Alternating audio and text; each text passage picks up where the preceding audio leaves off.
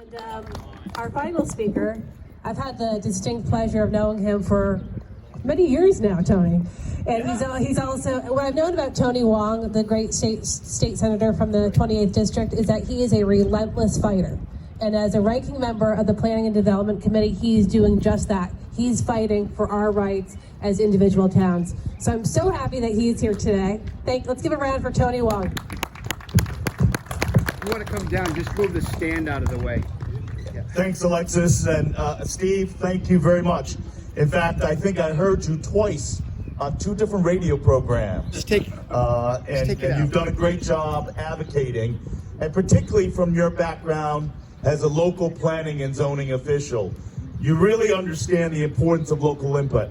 So for this crowd here, I'm going to start by simply saying this. This will make you all feel right on cue with what we're dealing with. I'm from the government, and I'm here to help you. Right?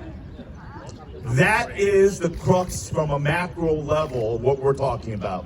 It is the idea that state government from Hartford knows better than neighborhoods, than your towns, than your locally elected officials that has the primary vested interest in the best ideas for your community. That comes down to this debate. This debate is ultimately about the fact that the state of Connecticut, through its legislative majority, and at current, a one-party rule system, is telling the people of 169 towns in the state of Connecticut that they know your community better than your neighbors do. That, to me, is un-American, and it's un-Connecticut. When you think about the foundation of this country, when it was founded in Connecticut, 1639, the fundamental order was on the predication of individual rights, and the fact that property rights were paramount to determining people's impact and legislative process. The Legislative General Assembly started in 1639. We are the oldest continuous democracy in the world, the Connecticut General Assembly. And it was intended to represent the people. But unfortunately, I think we've lost our way. I think we are at a process where state government, bureaucracy, and one-party rule has pushed the process to say, we know better than all of you. And that, to me, is un-American.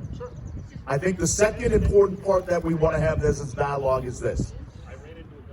In relations to zoning, you've got local planning and zoning boards that make impact. You've got local officials, conservation, watershed. These are all individuals that are part of your community. And they are accountable to individuals' personal property. One of the biggest frustrations of 830G is the fact that the state had made a determination over 30 years ago that under 830G, the rights that you have as a personal property owner does not matter in the context of the goals that's been set by the state. You could have a 1-acre single-family home, and if your town does not qualify under the 830G moratorium, somebody could buy that land next door and put a 50-unit apartment, 5 stories high, without any consistency with local zoning. And under 830G, they would be permitted to do so. And for most people, even though I would disagree with Steve on this point, I'm just grateful that you all came out today on a cold Saturday. And I'm grateful because you care. And you're going to spread the voice and the gospel that's necessary. But at the same time, I will tell you, zoning is really hard for people to get behind. Because most people, the story I just gave you, don't think it'll happen to them. Unless you have experienced that loss of personal property rights, that loss of local control, you really don't think it'll happen to you. Because it's just improbable that you own your property and you've got a wonderful attention to the entire community and take great pride in it, that somebody from outside the area could come in and build something so inconsistent, so disrespectful. But it happens. And in Connecticut, it hasn't happened as much as people would like, as much as developers would like, because we have local input. We have local control in collaboration with a greater goal. Make no mistake about it. We do have an important need in the state of Connecticut to have accessible, affordable, and diverse housing. Make no mistake about it. But the solution to those challenges that we have in the state of Connecticut can't come from a one-size-fits-all state one-party rule taking away local input. What I would offer to you is the fact that we need to collaborate. We need to have neighborhoods. We need to have your local government. We need to have state government. We need to have federal government collaborate, challenge each other, understand each shareholder's perspective to finding solutions. Unfortunately, right now, in the one-party rule of Hartford, they think they know what's best. And to me, I'd rather start at my home and listening to my wife, who's the real boss. Then I'd rather listen to my locally elected officials that I know who is. You can walk down the street and know your first selectman. For people that live in West Haven, you know Steve Mullen is your planning and zoning official. I'd rather work with people that know me rather than a state nefarious entity that thinks they know what's better for me. So that's what the crux is all about, all right? It's about local input.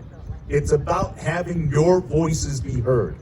It's telling Hartford that instead of them making a decision for you, they better go back to the fundamentals of representative government, that they should listen to the people.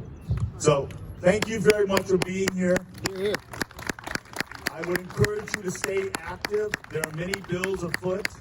And Steve, I'll end with Steve's theme on this. Today it's zoning. Tomorrow it's schools.